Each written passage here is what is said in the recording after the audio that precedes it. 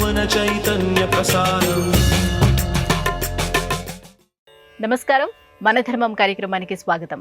ఇవాళ మన ధర్మం కార్యక్రమంలో మన ధర్మ సందేహాలను నివృత్తి చేసేందుకు మనతో పాటు ఉన్నారు ప్రముఖ ఆధ్యాత్మికవేత్త శ్రీ గడ్డమనుగు రామకృష్ణమూర్తి గారు.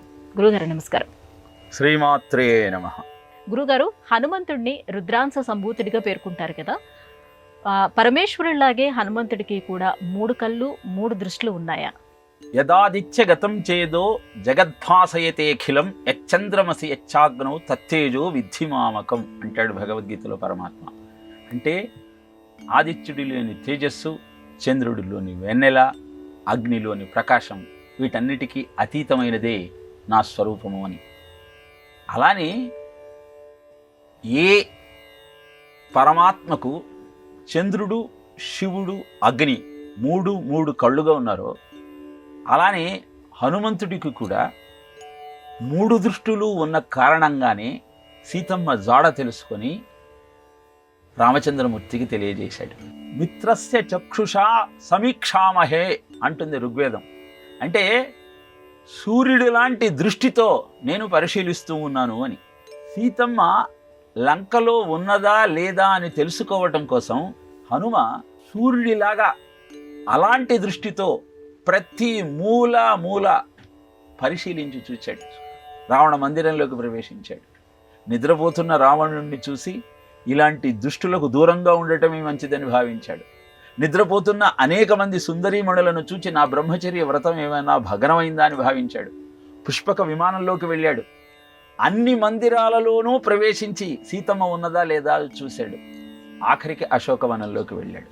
ఇలా సూర్యుడు ఏ విధంగానైతే ప్రపంచాన్ని అంతా పరిశీలించి చూస్తాడో అలా సూర్య దృష్టితో సీతమ్మ అన్వేషణ చేశాడు. అలా చూసిన తరువాత సీతమ్మ అశోకవనంలో శింషుపా వృక్షం కింద దర్శనమిచ్చింది. ఇప్పుడు చంద్రదృష్టి అంటే కష్టంలో ఉన్న సీతమ్మకు, శోకంతో కుమిలిపోతున్న ఆ వైదేహికి స్వాంతన వచనాలు చెప్పాడు.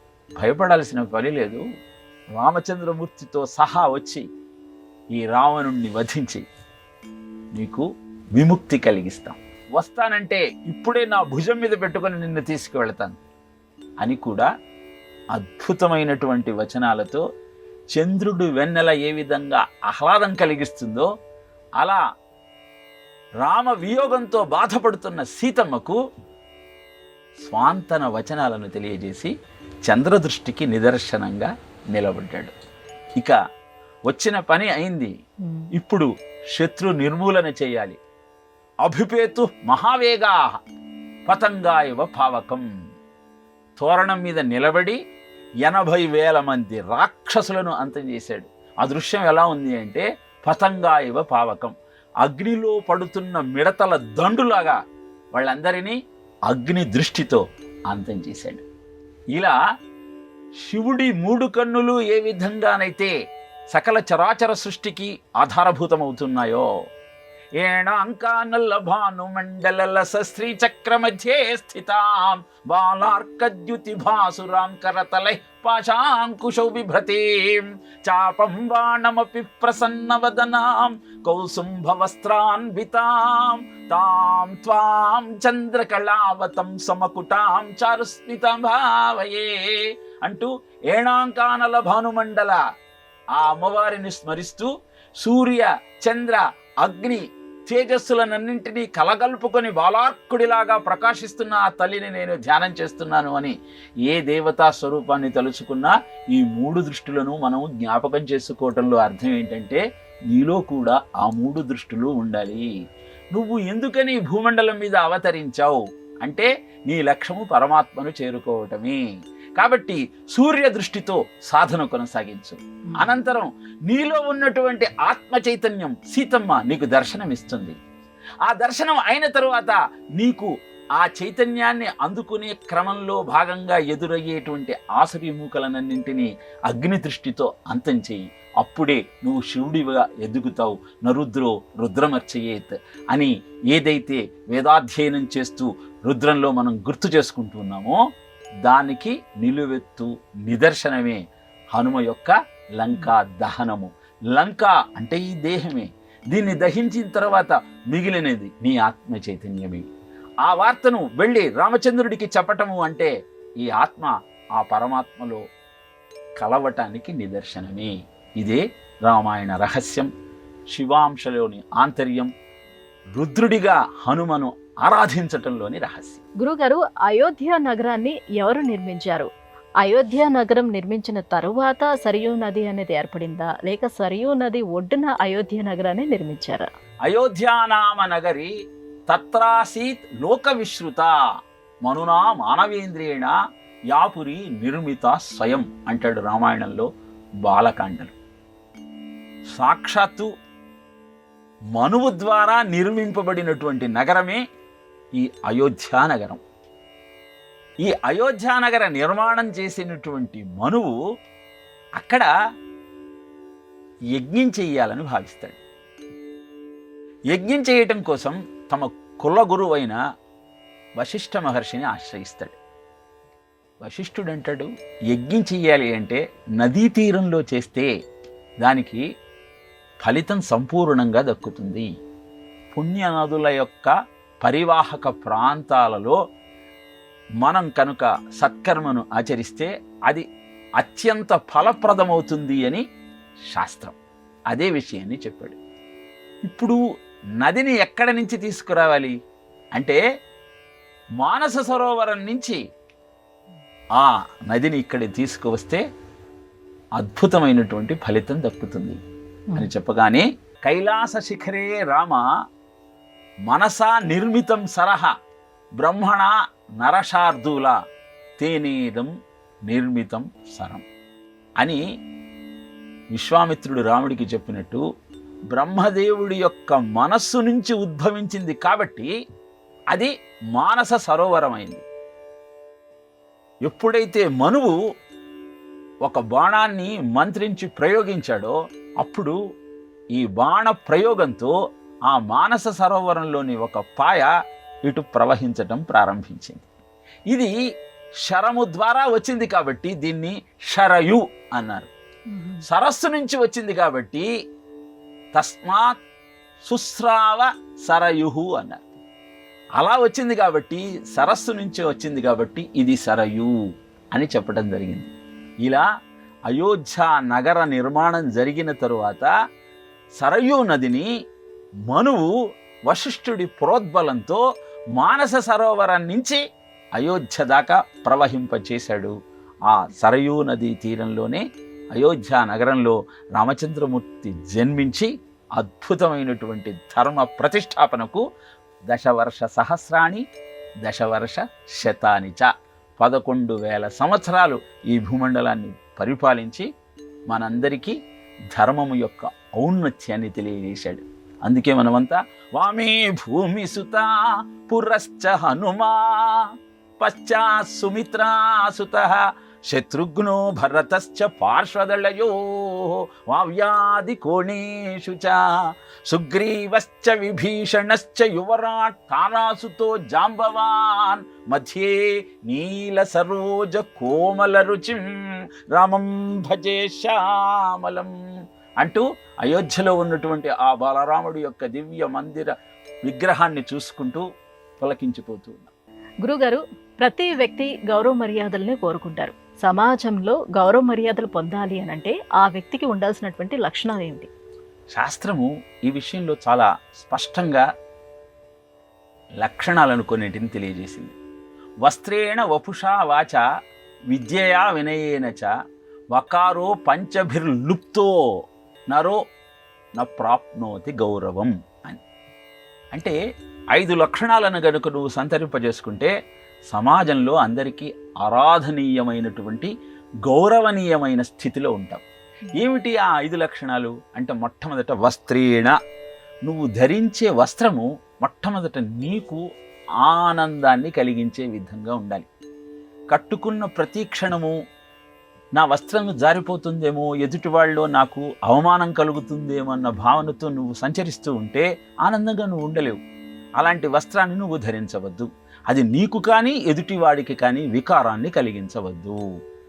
వపుష, నీ శరీర నిర్మాణము అద్భుతమైనటువంటి తేజస్సుతో ఉండాలి. తేజస్సు ఎలా వస్తుంది? తపశ్శక్తితో వస్తుంది. ప్రతినిత్యము దేవత ఆరాధన చేసి అనుష్ఠానాన్ని నీ జీవితంలో అంతర్భాగంగా మలుచుకోగలిగినాడు, నీ శరీరము అద్భుతమైన తేజస్సుతో ప్రజ్వరిల్లుతూ ఉంటుంది. ఎలాంటి అలంకరణ లేకుండా అద్భుతమైన సౌందర్యంతో నువ్వు వెలసిల్లాలి అంటే తపశ్శక్తిని మించినటువంటి ఇంకొక సాధన లేదు. కనుక వస్త్రేణ వపుష, మూడవది వాచ. కేయూరాన విభూషయంతి పురుషం హారాన చంద్రోజ్వలా న స్నానం న విలేపనం న కుసుమం నాలంకృతామూర్ధ్వజా వాణ్యేకా సమలంకరోతి పురుషం యా సంస్కృతా ధార్యతే క్షీయంతే ఖలు భూషణాని సతతం. వాగ్భూషణం భూషణం అంటాడు భర్తృహరి. అంటే నీకు నిజమైన అందాన్ని ఇచ్చేదేమిటి, అలాంటి ఆభరణం ఏమిటి అంటే నువ్వు పెట్టుకున్న నగలు కాదు, నువ్వు వేసుకున్న సెంటు కాదు, నీ అందమైన కురులు కాదయ్యా, నీ వాక్యే నీకు భూషణము. ఏ విధంగానైతే ఆభరణాన్ని అవసరమైనప్పుడు మాత్రమే ధరిస్తావో అలానే నీ వాక్కు కూడా అవసరమైనప్పుడు మాత్రమే ప్రయోగించబడాలి. ఎప్పుడు పడితే అప్పుడు, ఎక్కడ పడితే అక్కడ, ఎలా పడితే అలా మాట్లాడే ప్రయత్నం చేయకూడదు. నువ్వు ఎప్పుడు మాట్లాడతావని ఎదురువాడు చూడాలి, కానీ వీడు మాట్లాడటం ఆపేస్తే బాగుండును అన్న భావన ఎదుటివాడికి కలగనీయకుండా నువ్వు ఉంటే గౌరవప్రదమైనటువంటి జీవితం నువ్వు గడపవచ్చు. విద్యయా, ఇక మాట్లాడాలి అంటే నీ దగ్గర పుష్కలమైనటువంటి విద్యా భాండారం ఉండాలి, జ్ఞాన భాండారం ఉండాలి. దానికోసం నిరంతరము నువ్వు పరిశ్రమ చెయ్యాలి. ఇన్ని ఉన్న తర్వాత ఇంకొక్కటి నీలో లేకపోతే ఈ 4 లక్షణాలు కూడా వృథా. అదేమిటి అంటే వినయము. ఈ 4 ఎప్పుడైతే నీలో ఉంటాయో నీలో అహంకారం చోటు చేసుకునే అవకాశం ఉంటుంది. కాబట్టి ఎక్కడికక్కడ నిన్ను నువ్వు పరీక్షించుకుంటూ పరిశీలించుకుంటూ నీ జీవితాన్ని అహంకార రాహిత్యంగా నువ్వు ముందరికి తీసుకువెళ్ళగలిగితే నీలాంటి వ్యక్తి మరొకడు లేడు అన్న భావనతో సమాజం నీకు నీరాజనాలు ఇస్తుందయా, నీ గౌరవ ప్రతిష్టలు ఆకాశం ఎదుగుతాయి అని నీతి శాస్త్రం మనకు చెబుతున్న అద్భుతమైన శ్లోకం. వస్త్రేణ వపుషా వాచ విద్యయా వినయేనచ. ఈ 5 లక్షణాలను ముఖ్యంగా విద్యార్థులు వారి యొక్క జీవితానికి ఆపాదించుకోగలిగితే హిమగిరి నగంలాగా గంభీరమైన ధీరమైన జీవితాన్ని వారు గడపవచ్చు. గురువుగారు, మోహముద్గరం అంటే ఏమిటి? ఈ స్తోత్రాన్ని ఎవరు రచించారు? ముద్గరము అంటే సుత్తి గొడ్డలి. మోహము అంటే నిన్ను నువ్వు తెలుసుకోలేని స్థితిలో ఉండటం. ఇలా మోహానికి గొడ్డలి పెట్టులాగా దాన్ని అంతం చేసేదే మోహముద్గరం. ఆదిశంకరులు ధర్మ ప్రచారం చేస్తున్న సమయంలో వీధిలో వెళుతూ ఉంటే 80 ఏళ్ల వృద్ధుడు వ్యాకరణాన్ని సాధన చేస్తూ ఉన్నాడు. అప్పుడు ఆ వృద్ధుణ్ణి చూసి భజ గోవిందం భజ గోవిందం గోవిందం భజ మూఢమతే. 80 ఏళ్ళు వచ్చాయ్యా, ఇంకా వ్యాకరణం అధ్యయనం చేస్తున్నావు, కానీ నీ జీవిత పరమార్థం ఏమిటో నువ్వు తెలుసుకోలేకపోతున్నావు. మూఢ జైహి ధనాగమ తృష్ణాం కురు సద్బుద్ధిం మనసి వితృష్ణాం ఎల్లభతే నిజ తరుణోపాతం విత్తం తేన వినోదయ చిత్తం అని నీవు ధనాగమ దృష్టితో అనేకమైన కష్టాలు పడుతున్నావా? అలా కాకుండా నీవు ఆచరించిన కర్మల ఫలితంగా నీకు ఏ ధనం సిద్ధిస్తుందో దాంతోనే ఆనందంగా ఉండే ప్రయత్నం చెయ్యి. ఎందుకంటే యావత్ పవనో నివసతి దేహే తావత్ పృచ్ఛతి కుశలం గేహే గతవతి వాయౌ దేహపాయే భార్యా బిభ్యతి తస్మిన్ కాయే. నీలో ఈ శ్వాస నడుస్తున్నంత కాలమే నువ్వు శివుడివి, లేకపోతే నిన్ను శవంగా భావించి తీసుకెళ్ళి కాటిలో కాల్చేస్తారయ్యా. భార్య కూడా ఆ దేహం చూసి భయపడుతుంది. అలాంటి క్షణికమైన ఈ జీవితాన్ని శాశ్వతమని భావించి ధన సముపార్జనతోనే సమయాన్నంతా వృధా చెయ్యకయ్యా, నీ జీవితాన్ని సంస్కరించుకోవడం కోసం ఇకనైనా సాధన ప్రారంభించమంటూ మోహంలో ఉన్న జీవుడికి చండ్రకోలాతో కొట్టి బుద్ధి చెప్పేటువంటి అశ్వంలాగా జీవుడికి జ్ఞానోపదేశం చేసినటువంటి స్తోత్రమే ఈ మోహముద్గర స్తోత్రం. దీంట్లో అన్ని శ్లోకాలు ఆయన రాయకపోయినా కొన్ని ఆయన శిష్యులు రాసినా ఇది మటుకు ప్రపంచ ప్రఖ్యాతమై అందరికీ జ్ఞానభిక్ష పెడుతున్న అద్భుతమైన స్తోత్రం. దీన్ని ప్రతివారు అధ్యయనం చేయగలిగితే జీవితంలో వారు ఎదుర్కొంటున్న సమస్యలన్నిటికీ పరిష్కారాన్ని ఈ శ్లోకాలలో మనకు తెలియజేశారు ఆదిశంకర్. గురుగారు, లఘురుద్రం, అతిరుద్రం, మహారుద్రం అని రుద్రాలలో రకాలు ఉన్నాయి కదా, వీటి మధ్య తేడా ఏమిటి? యజుర్వేదంలోని రుద్ర అనువాకాలను శతరుద్రీయంలో మనకు తెలియజేశారు. వాటిని ఒకసారి జపిస్తే దాన్ని ఏకరుద్రము అంటాం. 11 సార్లు జయిస్తే ఏకాదశ రుద్రము అంటాం. ఈ ఏకాదశ రుద్రాన్ని 11 సార్లు అంటే ఏకరుద్రాన్ని 121 సార్లు జపిస్తే దాన్ని లఘురుద్రము అంటారు. ఈ లఘురుద్రాన్ని 11 సార్లు జపిస్తే అంటే 1331 సార్లు జపిస్తే దాన్ని మహారుద్రము అంటారు. ఈ మహారుద్రాన్ని 11 సార్లు జపిస్తే దాన్ని అంటే 14,641 సార్లు జపిస్తే దాన్ని అతిరుద్రము అంటారు. ఇలా ఈ రుద్రాన్ని పారాయణ చేస్తూ అభిషేకాలు చేస్తారు, హోమాలు చేస్తారు. చేయటం వల్ల ఏమిటి ప్రయోజనము అంటే రుద్ర అభిషేకం ద్వారా, రుద్ర యాగం ద్వారా నువ్వు సాధించలేనటువంటి సమస్య లేదు. అన్ని సమస్యలకు పరిష్కారం అద్భుతమైన ఈ రుద్రాధ్యాయ పారాయణ, హోమ, జప, అభిషేకాల ద్వారా సిద్ధిస్తుంది. మనకు సందేహం కలుగుతుంది, ఎలా సిద్ధిస్తుంది, ఎందుకు సిద్ధిస్తుంది అంటే అభిషేకాత్ ఆత్మశుద్ధి అంటుంది శాస్త్రం. అభిషేకం ఎందుకు చేస్తాము? మమైవాంశో జీవలోకే జీవభూత సనాతన మనశ్ష్టానేంద్రియాన్ని ప్రకృతిస్థాని కర్షతి అన్నది భగవద్గీత. భగవంతుడి అంశనే నీలోనూ ఉన్నది. కానీ ఇంద్రియ చాపల్యం వల్ల శ్రోత్రం చక్షుస్పర్శనంచ రసనం ఘ్రాణమేవచ అధిష్టాయ మనశ్చాయం విషయానుపసేవతే, ఈ విషయ భోగాలలో పడి నీ స్వస్వరూపాన్ని నువ్వు మరిచిపోతూ జీవితాన్ని దుర్భరంగా మార్చుకుంటూ ఉన్నావు.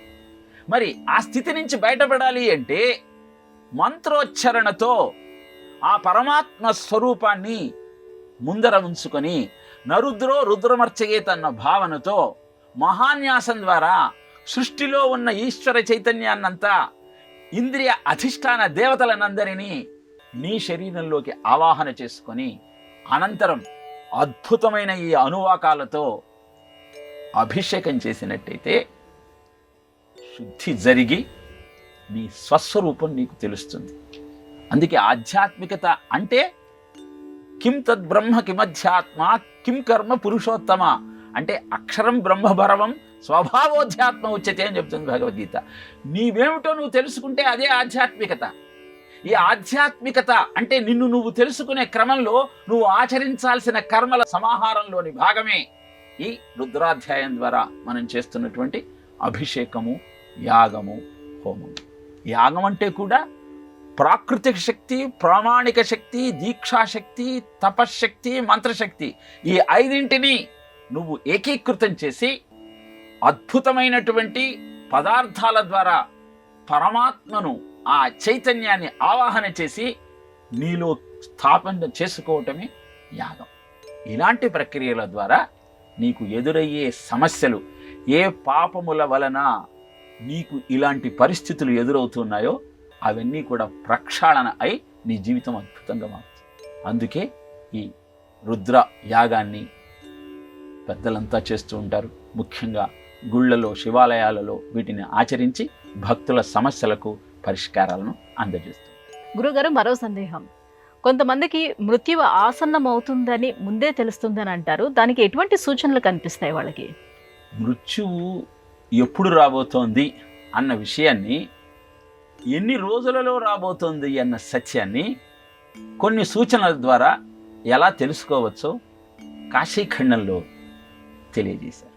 అరుంధతీం ధ్రువశ్చైవ విష్ణో స్త్రీణి పదాని చ ఆసన్న మృత్యువర్ణ పశ్యేత్ చతుర్థం మాతృమండలం అని చెప్తాడు కాశీఖండంలో. అంటే ఎవరైతే మృత్యువు ఆసన్నం కాబోతోంది అని గుర్తించాలి అంటే కొన్ని లక్షణాల ద్వారా దాన్ని తెలుసుకోవచ్చు. ఏమిటి అంటే వారు అరుంధతిని, ధ్రువుణ్ణి, విష్ణు పాదాలను, మాతృమండలాన్ని చూడలేరు. అరుంధతిని చూడలేకపోవటం అంటే అరుంధతి భవేత్ జీవ ధ్రువో నాసాగ్రం ఉచ్యతే. మీకు కరోనా వ్యాధి బాగా వచ్చినప్పుడు కొన్ని లక్షణాలు చెప్పారండి. ఏమిటవి అంటే రుచి తెలియదు, వాసన తెలియదు. ఇలా రుచిని గుర్తించలేకపోవడం, జిహ్వ అంటే నాలుక, రుచి తెలియదు, వాసన తెలియదు. అలానే నేత్ర దృష్టి మందగిస్తుంది. ఈ లక్షణాలు గమనిస్తే 3 నెలలలో మృత్యు వస్తుంది అని భావించవచ్చు. కానీ కాశీఖండంలో ఇది ఎందుకు చెప్పాడు అంటే భయపెట్టడానికి కాదు. మృత్యువును కూడా మృత్యు దేవత అని గౌరవించేటువంటి, పూజించేటువంటి లక్షణం మనకున్నది. ఎందుకంటే ఈ దేహం నుంచి జర్జరీభూతమైనటువంటి జీర్ణమైన ఈ దేహాన్ని వదిలి ఇంకొక కొత్త దేహంలోకి వెళ్ళవచ్చు. అది నువ్వు ఆచరించిన సత్కరణను బట్టి నీకు ఏ దేహం వస్తుందో ముందరే మనకు తెలుసు కనుక ఆనందంగా ఈ దేహాన్ని వదిలేసి ఇంకొక దేహంలోకి నువ్వు ప్రవేశించవచ్చు.